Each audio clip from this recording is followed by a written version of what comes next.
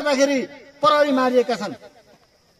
स्कुलका विद्यार्थीहरूले स्कुलको सुरक्षा गर्दाखेरि स्कुलका विद्यार्थीहरू मारिएका छन् र आज प्रहरी चौकीको सुरक्षा गर्ने प्रहरीहरू छानबिन आयोगमा बयान दिन गइराखेका छन्।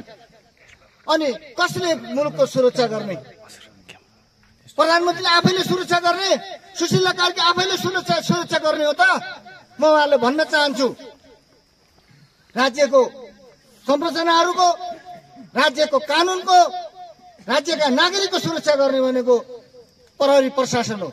आज प्रहरी प्रशासन भिगेको बिरालो जस्तो भइराखेको छ।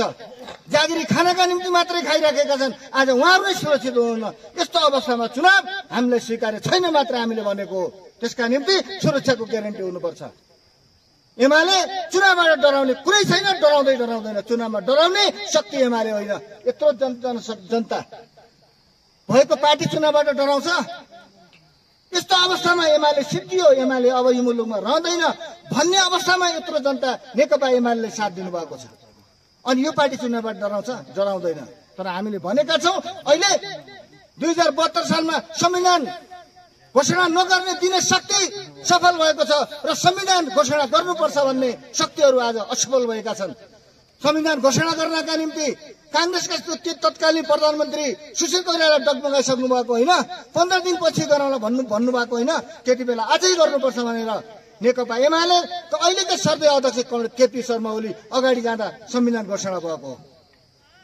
आज केपी ओली नै मुलुकको प्रधानमन्त्री हुँदाखेरि जेएनजीहरूसँग हाम्रो कुनै पनि दुश्मनी छैन, दोष पनि हामी दिँदैनौँ। माओवादीका लडाकुहरू, रासपाका लडाकुहरू, अन्य पार्टीका उरुन्ठेउलाहरू गएर तोडफोड र विध्वंस मचाएको कुरा आज दिनको घाम जस्तै सीसीटीभीमा फुटेजमा देखिन्छन्। उहाँहरूले के चाहेको? सिकन्दरबाद कसको जल्यो? के एमालेको मात्रै जल्यो? त्यो नेपाली जनताको जलेन? सार्वजनिक सम्पत्ति के एमालेको मात्रै हो? यो मुलुक उहाँहरूको होइन, हामी सबैको मुलुक हो।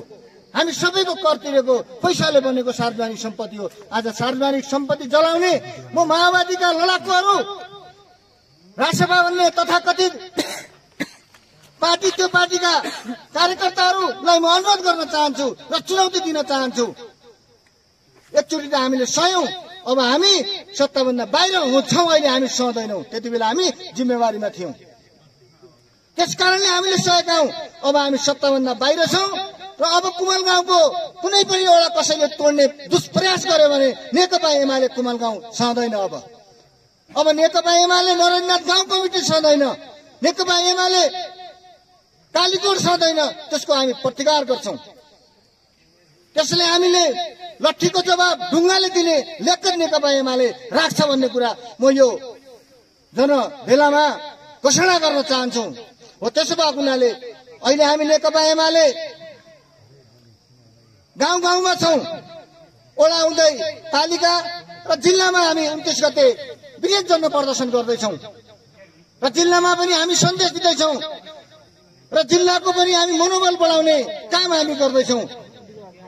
हामी बन्दुकले होइन, हामी लट्ठा र भालाले होइन, हामी हाम्रो नैतिक बलले तपाईहरुको मनोबल बढाउने साहस राख्छौं, त्यो लेखत र हैसियत राख्छौं। त्यस अर्थमा हामी आज देशभरिका ठाउँमा, देशभरिका पालिकामा जनप्रदर्शन गरिराखेका छौं र 29 गते हामी जिल्लामा बृहत जनप्रदर्शन गर्नेछौं। त्यसका निम्ति पनि म यो सबै पंक्तिलाई र गाउँ गाउँमा घर घरमा गएर आजैका दिनदेखि 29 गतेका निम्ति तयारी गर्नका निम्ति पनि म हार्दिक अनुरोध गर्न चाहन्छु।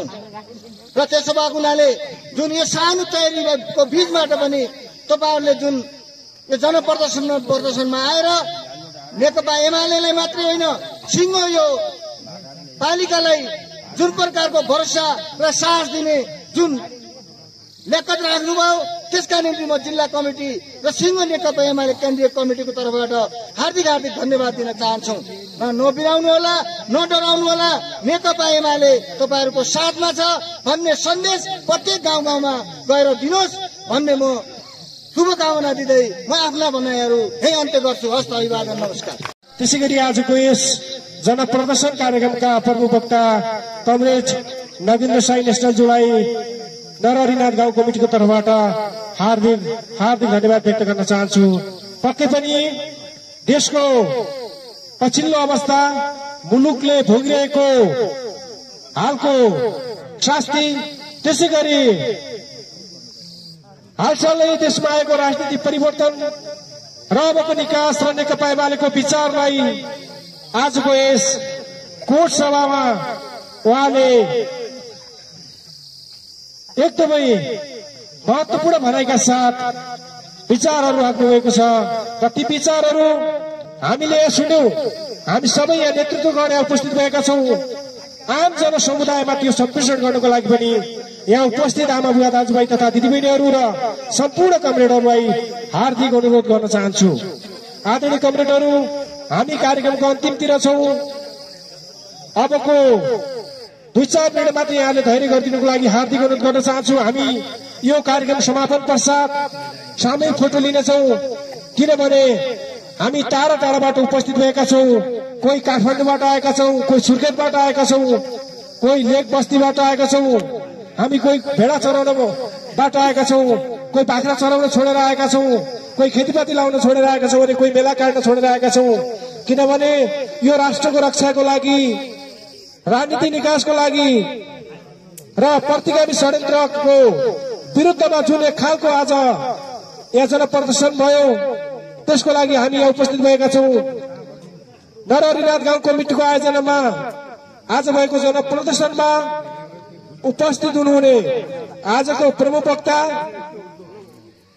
नेकपा एमालेका केन्द्रीय सदस्य कालीकोट जिल्ला इन्चार्ज नगेन्द्र साई नेसनलज्यू, त्यसै गरी कर्णाली प्रदेश कमिटी सदस्य टेकबहादुर बोगटी प्रवीणज्यू, त्यसै गरी कर्णाली प्रदेश कमिटी सदस्य मानव बमज्यू, त्यसै गरी कालीकोट जिल्ला उपाध्यक्ष कमरेड टेकबहादुर बोगटी बुढाज्यू, त्यसै गरी संस्थापक नेता दुर्गाबहादुर साईज्यू, त्यसै गरी जिल्ला कमिटीका सम्पूर्ण सदस्यहरू, त्यसै गरी जनवर्गीय संगठनका प्रमुख प्रतिनिधिज्यू लगायत यहाँ उपस्थित सम्पूर्ण कमरेडहरूमा आजको जुन प्रदर्शन कार्यक्रममा उपस्थित हुनुभयो, आफ्नो अत्यन्तै व्यस्तताका बावजुद यहाँ उपस्थित भइदिनुभयो, यहाँहरू सम्पूर्णलाई नरहरिनाथ गाउँ कमिटीको तर्फबाट हार्दिक धन्यवाद व्यक्त गर्न चाहन्छु। त्यसै गरी आजको यस जनप्रदर्शनमा उपस्थित हुनुहुने विभिन्न सञ्चार माध्यमबाट पाल्नु भएका पत्रकारज्यूहरू, त्यसै गरी सुरक्षाकर्मीज्यूहरू, त्यसै गरी अन्य उपस्थित महानुभावहरू जो जति उपस्थित हुनुभयो, जतिले ध्यान दिएर सुनिदिनुभयो र आजको जनप्रदर्शन कार्यक्रमलाई भव्य र सभ्य तरिकाले सम्पन्न गर्नको लागि यहाँले जुन योगदान पुर्याउनुभयो, त्यसको उच्च मूल्याङ्कन गर्दै नरहरिनाथ गाउँ कमिटी हार्दिक धन्यवाद व्यक्त गर्दछ। आदरणीय कमरेडहरू, छोटो समयको तयारीका बावजुद हामीले जुन खुल्ला चौरमा भुइँमै बसेर भए पनि धेरै ठूलो श्रृङ्गारिक हामीले तयारी नगरे तापनि जस्तो यहाँको प्रस्तुति स्थिति छ, यहाँको स्थानीय जुन खालको हामीसँग उपलब्ध स्रोत साधनलाई प्रयोग गरेर आज हामीले जुन जनप्रदर्शन कार्यक्रम गर्यौं, यसको लागि हामी सबैको योगदान उत्तिकै छ। त्यसै गरी आजको कार्यक्रमलाई थप रोचक बनाउनको लागि हाम्रो पञ्चबाजा टिम, त्यसै गरी पञ्चबाजा टिमलाई गाउँ कमिटी तर्फबाट हार्दिक धन्यवाद व्यक्त गर्न चाहन्छौं। त्यसै गरी आज जुन प्ले कार्डहरू प्रदर्शन गर्यौं र यी प्ले कार्डहरूले थुप्रै खालका सन्देशहरू प्रभाव गरेको छ। त्यसै गरी हामीले हाम्रा पार्टीका झण्डा र राष्ट्रिय झण्डालाई पनि हामीले आजको प्रदर्शन कार्यक्रममा प्रस्तुत गरेका छौं। यसले पनि एक खालको राष्ट्रियताको सन्देश दिएको छ। नेकपा एमाले राष्ट्रियताको पक्षमा राष्ट्रको संरक्षणको निम्ति कटिबद्ध छ भन्ने खालको एउटा सन्देश दिएको छ। त्यसो भएको कारणले गर्दा आजको जनप्रदर्शन कार्यक्रममा जो जाति उपस्थित हुनुभयो, फेरि पनि गाउँ कमिटीको तर्फबाट हार्दिक धन्यवाद व्यक्त गर्दै आजको यो जनप्रदर्शन कार्यक्रममा पाल्नुभएका आम कमरेडहरूलाई टाढाको बाटो छ, सुरक्षित भएर गइदिनु होला र यहाँका जुन छलफल र यहाँ सुनिएका विषयवस्तुलाई आम जनता माझमा, आम जनसमुदाय माझमा चाहिँ पुर्याइदिनु होला भन्दै आजको यो कार्यक्रम यही समापन भएको जानकारी गराउँछु। धन्यवाद।